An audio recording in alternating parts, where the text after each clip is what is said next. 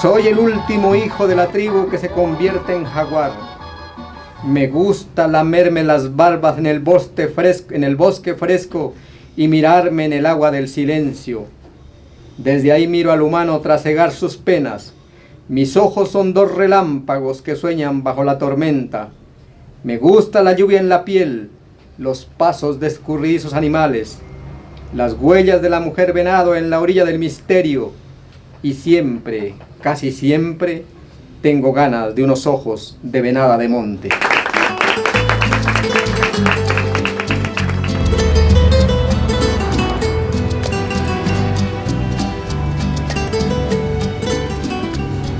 Yo soy de la cultura quechua, soy yanacuna, soy del Cauca, un paisano de Aida Quilpué. Hemos compartido varias mingas, varios trabajos, conozco su trayectoria. Esta sesión de hoy pues la llamamos Los pueblos indígenas y el futuro del país, a propósito de la candidatura de Aida Quilpué. Traje un documento que ya les vamos a circular, que son unas tesis sobre por qué los indígenas están inscritos en el futuro del país. Compartir la palabra desde el corazón. Igualmente siento que venía un poco pensando en lo que iba a compartir y diciéndole a nuestros ancestros qué decimos y qué nos falta. Y creo que concordamos con Darío, porque llega y me dice un poco que mirábamos la parte, no tanto lo individual, y yo también pensaba, hay que hablar de lo colectivo, porque lo que está ocurriendo hace parte de un tejido de lucha muy antiguo. Ustedes tal vez recordarán la lucha de Manuel Quintín Lame, y mucho más atrás, la lucha del campesinado, en los años 70, cuando ya se formaliza toda la lucha por la tierra. El Cauca ha sido un territorio modelo de esa lucha por la tierra. Fuera de eso nos han arrinconado hacia la montaña, en los sitios que son de bosque, de agua, y pues que no podemos tocar como, digamos, para poder cultivar como debe ser.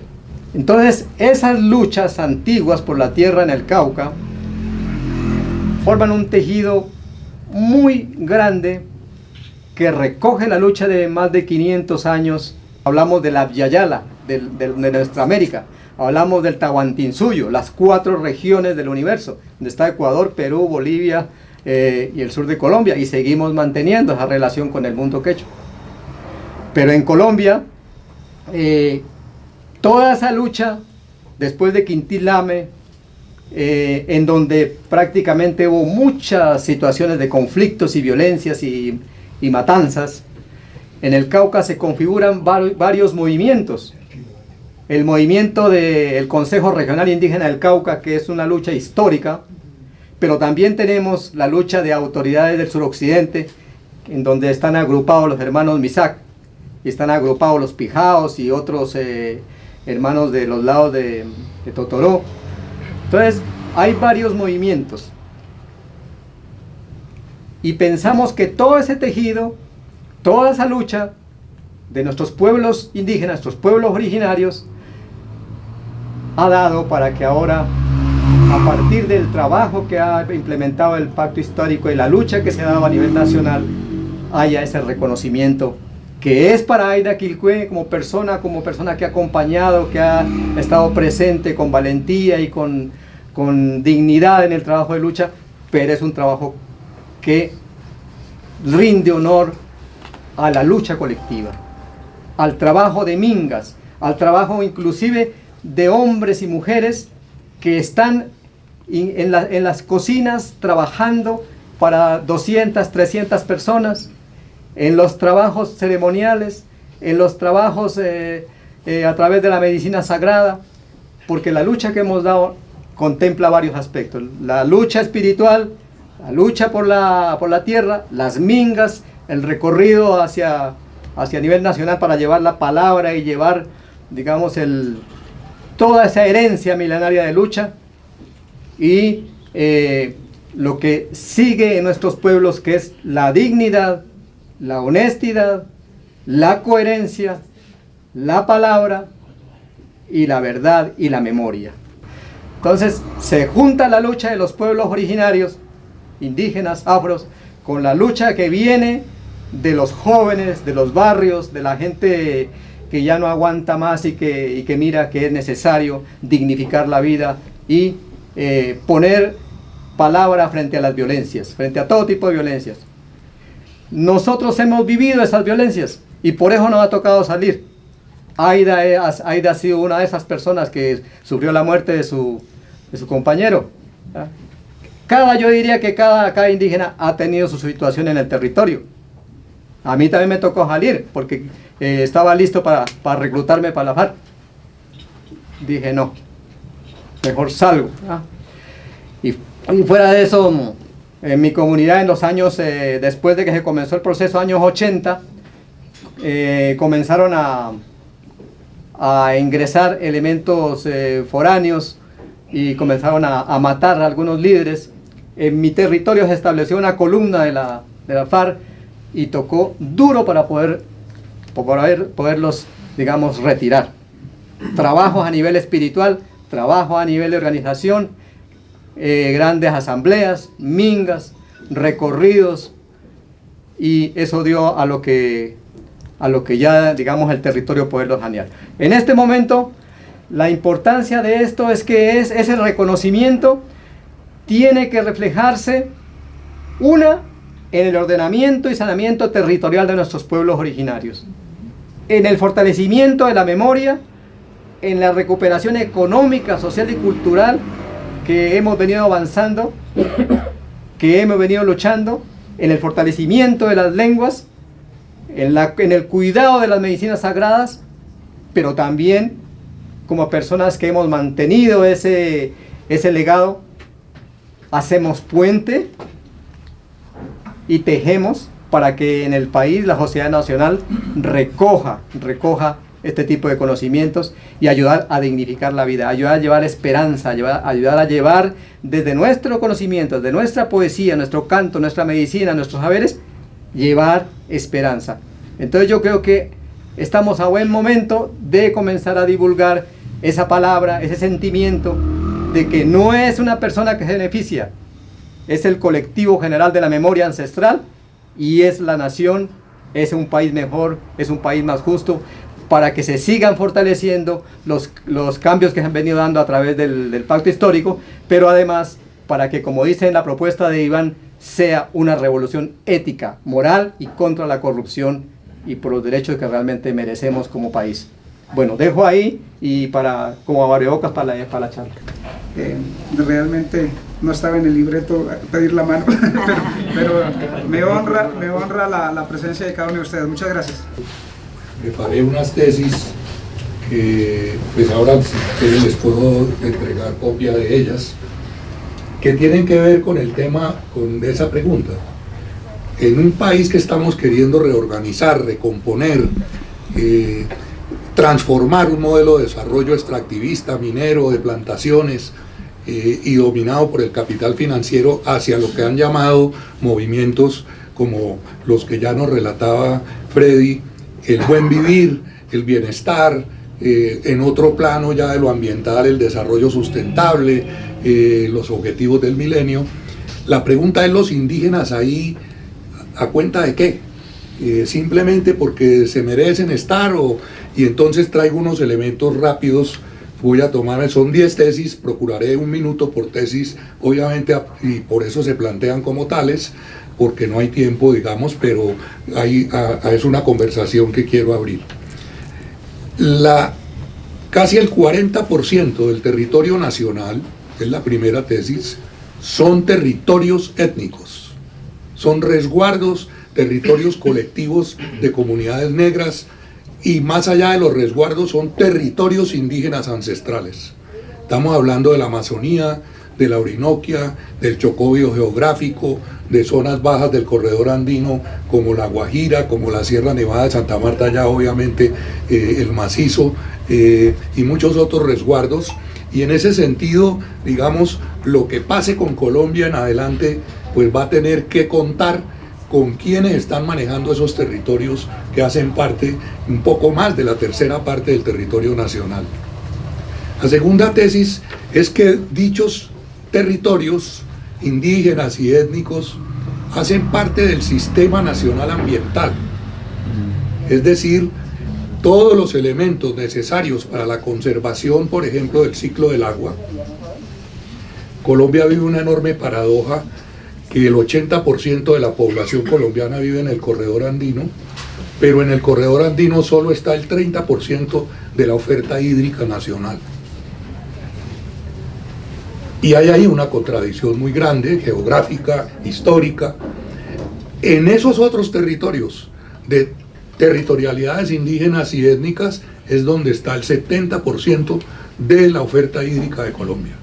El agua que beberemos en 10 o 20 años es un agua que tendrá que resolverse, debe ser recogida de esos territorios o de las fuentes que son los páramos y en fin.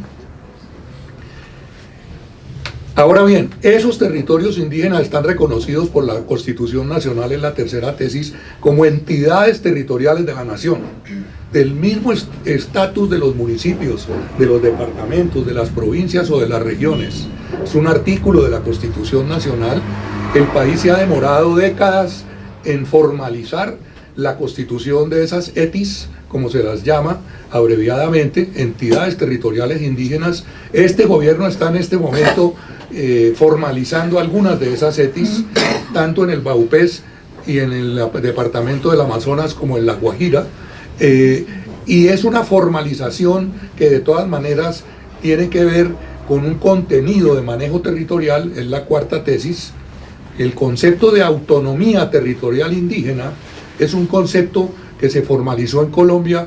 Primero en la colonia había pueblos de indios con sus gobernantes, luego hubo todo un bache histórico, pero en 1890 salió la ley 89, que fue muy aprovechada por Quintín Lame en la década del 20, en donde el país le reconocía a los resguardos indígenas y a los pueblos indígenas la autonomía de gobierno en sus resguardos. Desde allá viene una ley, es decir, los pueblos indígenas llevan 140 años, 135 años, ya habiendo formalizado esa autonomía de gobierno, ejerciendo el gobierno en sus territorialidades. Por eso es ridículo cuando alguien dice que una indígena, ¿cómo se le va a ocurrir ser vicepresidente para hacer gobierno? Si aquí tenemos ya experiencias, pero no contentos con eso, digamos, en el Cauca, y desde que se formalizó la descentralización, es decir, que el presidencialismo ya no iba a manejar el país, sino que iba a haber elecciones de alcaldes municipales y de gobernaciones, y se descentralizó la gestión pública desde el 85 y luego con la Constitución del 91.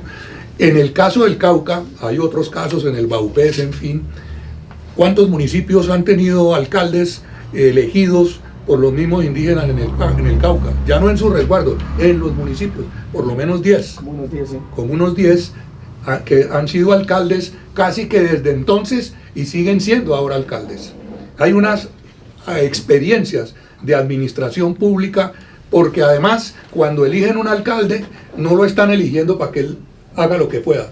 Tiene un respaldo organizacional en organizaciones como las que nos contaba Freddy, la ASIN, Asociación de Cabildos Indígenas del Norte del Cauca, el CRIC, ¿cómo se llama? AISO, los del macizo colombiano, en fin. Entonces son experiencias muy interesantes que están allí. Ahora bien, la participación política y ciudadana indígena, es la quinta tesis, ha generado que haya acuerdos con el Estado, con el gobierno nacional o con los gobiernos departamentales, y han venido gestionando inversión pública, recursos públicos, producto de muchas concertaciones. Cuando se han tomado la Panamericana, por ejemplo, y dice, aquí no viene nunca el gobierno a hacer carreteras ni a hacer obras, nosotros exigimos, y los gobiernos, pero no este gobierno, durante estos 40 años les han puesto a su disposición recursos para que lo hagan y gestionen. Esa gestión que ha sido de recursos públicos es otro acervo de experiencias de gobierno, de gestión pública que han tenido las organizaciones indígenas. También en las consultas previas, cuando hay un proyecto de desarrollo o de inversión en sus regiones, que la ley obliga a hacer consultas. En las consultas se hacen acuerdos de que haya ejecución de recursos en los territorios intervenidos por los proyectos, y también ahí hay un campo de experiencias. Igual en los temas de gestión sectorial nacional de salud, de educación, de trabajo, los pueblos y las comunidades indígenas han adoptado la gestión pública de la salud o de la educación dentro de sus resguardos. No me da tiempo ahora a contarles experiencias, solamente les menciono una de las más antiguas con la descentralización. En los años 80 en el Baupés, por ejemplo, la gestión de la Secretaría Departamental de Salud estaba en manos de los indígenas y generaron una serie de pautas de diversificación cultural de los criterios de aplicación de la salud, con colaboración de sistemas médicos ancestrales y sistemas occidentales. Hay unas experiencias enormes que también concurren a que haya ahí un acervo de otro lado. Sexta tesis: los pueblos y comunidades indígenas tienen presencias urbanas. Hay cabildos ya formalizados, la ley los ha aceptado en ciudades como Bogotá, como Cali, como Medellín, porque la migración indígena hacia las ciudades, en Cali por ejemplo, hay por lo menos 3.000 indígenas entre Nazas, Misac, Yanacunas, etcétera, que al vivir ahí establemente han decidido organizarse y tienen cabildos, y son formas de participación ciudadana en la gestión de sus ciudades. Aquí en Bogotá, por ejemplo, en Bosa, hay experiencias, en Soacha, en Suba, etcétera, hay experiencias de cabildos indígenas. Entonces, esto de que los indígenas no han tenido que ver con el funcionamiento del Estado ni con la gestión pública, pues es de verdad una ignorancia y atrevimiento. Séptima tesis: Colombia viene hablando de la necesidad de adaptarse al cambio climático, de hacer transición energética, de plantear una reorganización del modelo de desarrollo. Pues bien, todas las bases naturales, ambientales, geográficas, para que eso se pueda hacer, está en manos de pueblos indígenas. Son las selvas, son los páramos, o de campesinos, o de grupos étnicos.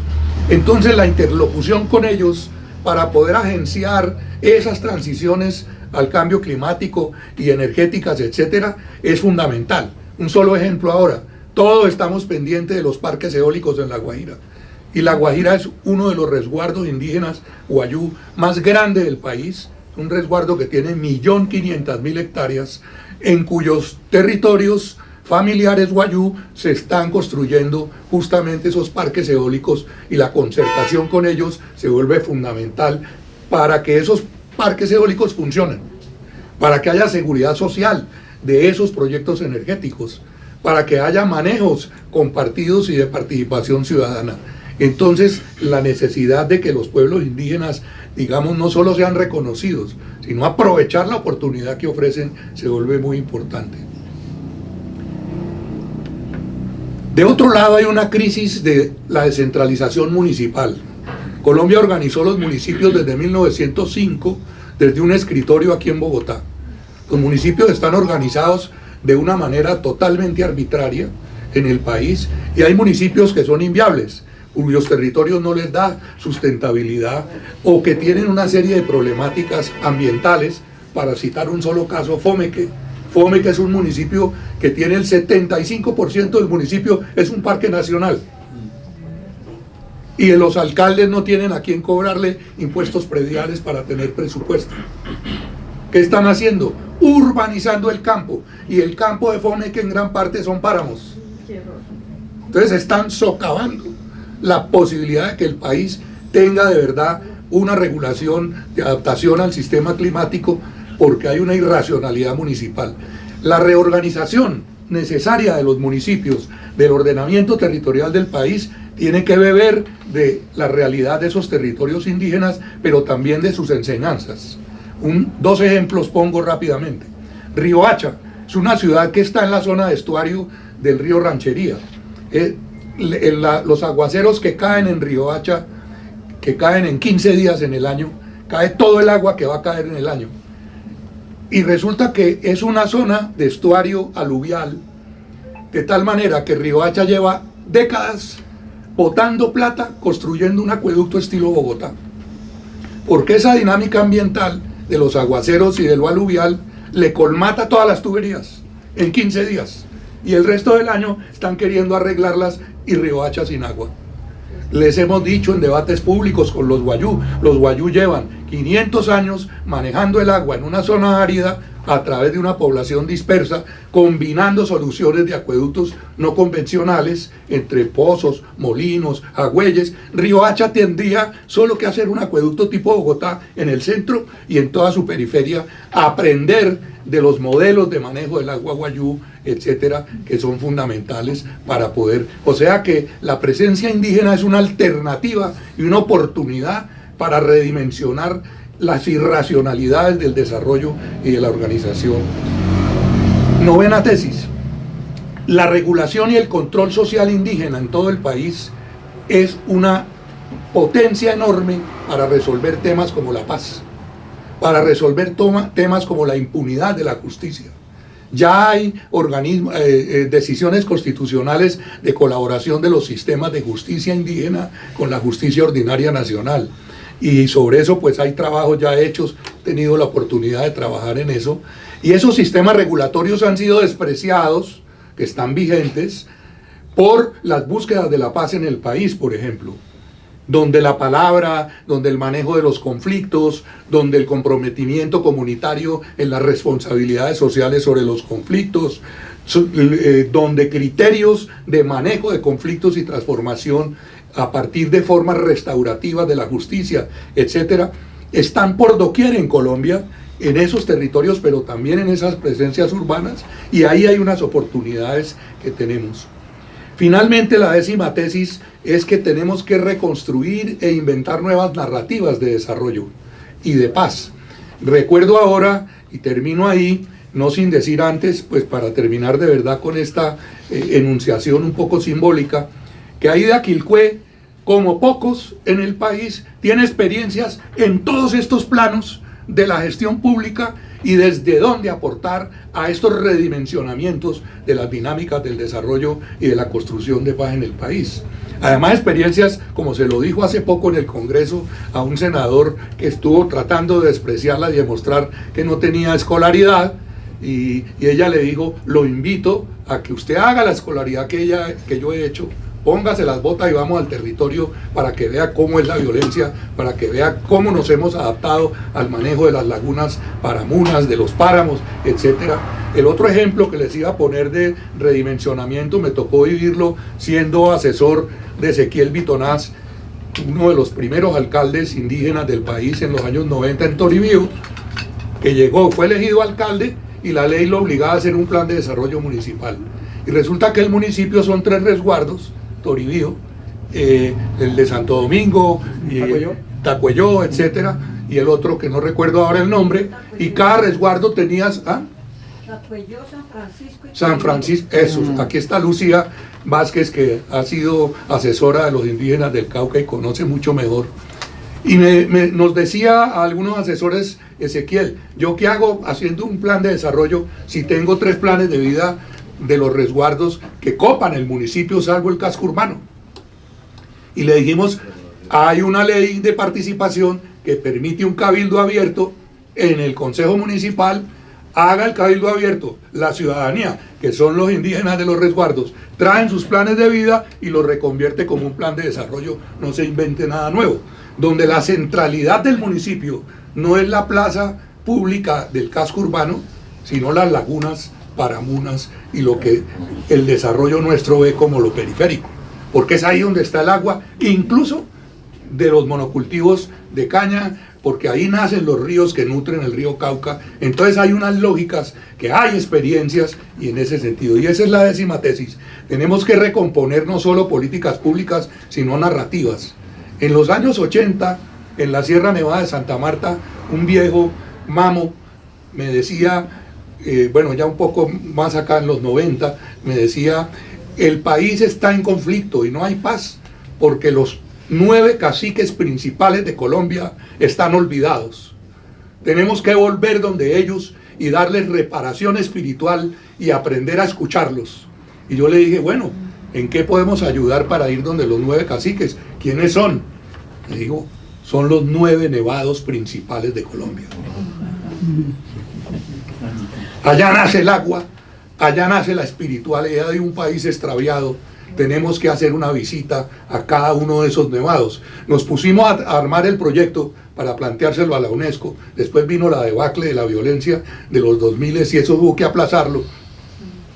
Y veíamos que en todos esos nevados hay territorios indígenas.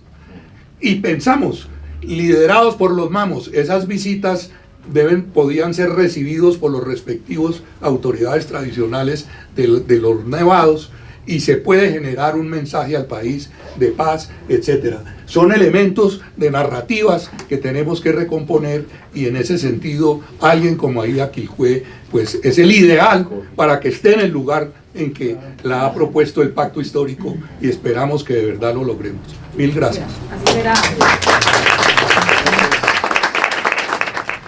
Puñado de tierra.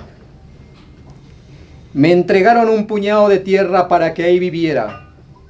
Toma lombriz de tierra, me dijeron. Ahí cultivarás.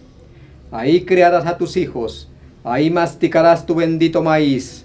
Entonces tomé ese puñado de tierra. Lo cerqué de piedras para que el agua no me lo desvaneciera.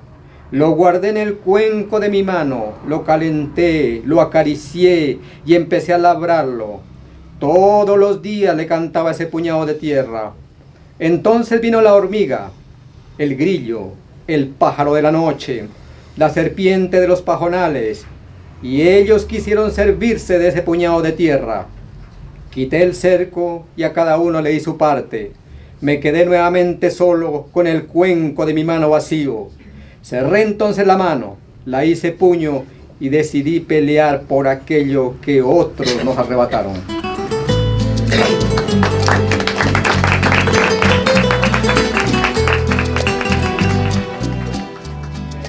De las últimas cosas que yo escribí, se las voy a compartir. Tiene que ver con todo el mundo, blancos, negros, indígenas.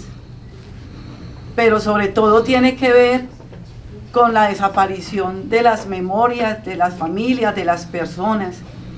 Y dice esto: mis ojos de tiempos coloridos, de bosques y cigarras, ríos habladores, vientos silbadores y sosiego en las montañas, se me desgastaron como el último recuerdo de mi vida. Y ahora mi alma, que ya no es la mía, se torna con el alma de la urbe tan gris y tan brumosa y tan monstruosamente fría.